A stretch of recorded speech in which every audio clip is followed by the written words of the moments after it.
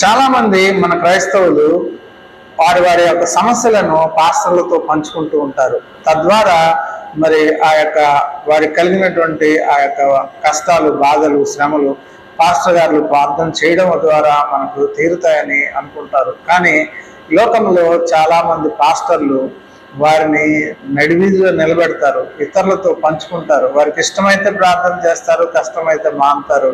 అంతేకాదు నిన్ను ఈ కుటుంబాన్ని నడి రోడ్డు పాలు చేస్తారు. కానీ మన దేవునికి ఎవరో చెప్పి రికమెండ్ చేసి మనం ప్రార్థనలు చేసుకోకర్లా. అందుకోసమే 118వ కీర్తన 8-9 వచనాల్లో ఇలా ఉంటుంది: మనుషులను నమ్ముకున్నట కన్నా యెహోవాను ఆశ్రయించటం మేలు, రాజులను ఆశ్రయించట కన్నా యెహోవాను ఆశ్రయించట మేలు అని. కాబట్టి నీ యొక్క సమస్యలు ఏవైనా సరే దేవునికి చెప్పు, ఎవరు నీకు మధ్యవర్తి అవసరం లేదు.